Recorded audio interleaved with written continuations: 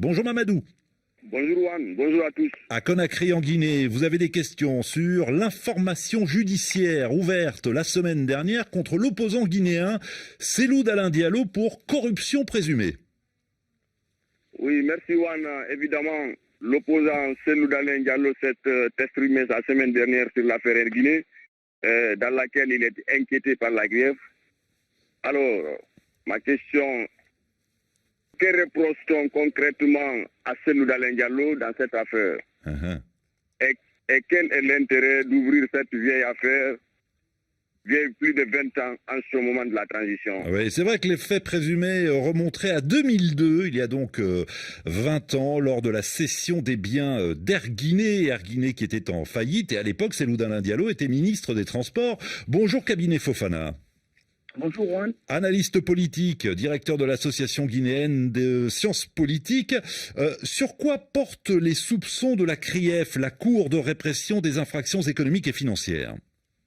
Alors, il faut dire que les accusations du procureur spécial de la CRIEF se rapportent à la vente d'un Boeing 735 et d'un Dash 7 et d'importantes pièces de rechange de la compagnie Air Guinée.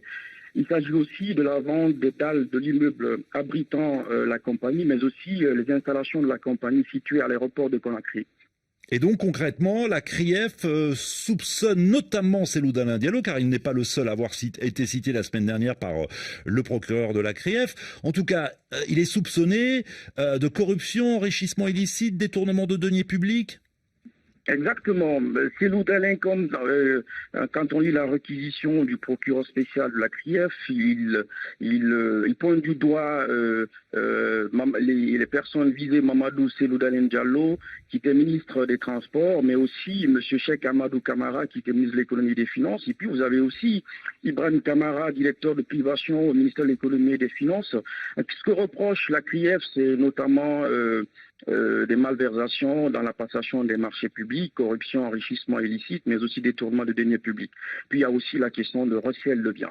Ouais. Et l'affaire, précisons-le, prend de l'ampleur pour ceux qui ne sont pas guinéens. Rappelons que Cellou Dalein Diallo est quand même ancien Premier ministre et chef du principal parti d'opposition.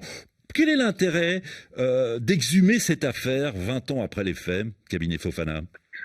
Bon, je pense que ceci s'expliquerait par la volonté du CNRD de faire la lumière sur les malversations. C'est d'ailleurs le motif pour lequel la CRIEF a été mise en place. Et cela d'ailleurs se traduit par le fait que les actions de la CRIEF sont rétroactives, donc elle peut statuer sur des affaires ayant précédé sa mise en place. C'est difficile de savoir effectivement, au-delà de cette envie de faire de la lumière et de faire la lumière sur les malversations, notamment les crimes économiques et financiers, c'est difficile de savoir effectivement c'est quoi les motifs derrière, mais ce qu'on sait, c'est qu'aujourd'hui, beaucoup de gens pensent en réalité que tout cela a des visées politiciennes. Oui, c'est ce que pense d'ailleurs le principal concerné, Cellou Dalein Diallo, qui, lors d'une conférence de presse jeudi dernier, a dénoncé un harcèlement judiciaire. On veut s'attaquer à ma réputation et à mon honneur, a-t-il dit devant les journalistes. Cabinet Fofana, reste avec nous encore un instant. Mamadou a une dernière question à vous poser. Mamadou. Oui, merci Juan. Alors, il a mis un collectif d'avocats en place pour le défendre. Et ma question, c'est de savoir alors, comment compte-t-il le défendre et quel risque-t-il dans cette affaire? Cabinet Fofana, votre analyse. Alors la ligne de défense de Cellou consiste à dire qu'il n'a pas, c'est pas lui qui a donc officié cet achat-là, cette opération de vente.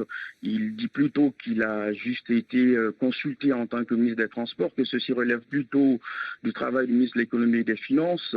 Donc il y a déjà un travail qui est en train de se faire aussi bien sur la question de Air Guinée que l'autre qui porte un peu sur son domicile. Ses avocats sont en train de s'organiser. Et en termes disons, de peine, il faut dire que pour ce qui concerne le recel des deniers publics, l'article le code pénal guinéen, son article 178 à 164, oui, prévoit les questions liées donc au recel des deniers. Et la corruption, c'est l'article 191 à 194, et les peines peuvent aller de 6 mois à 5 ans d'emprisonnement. Pour le moment, on n'en est pas... On n'en est pas là encore. On n'en est pas là encore. Il reste à voir comment tout cela va s'organiser, notamment du côté des avocats de Cellou Dalein Diallo.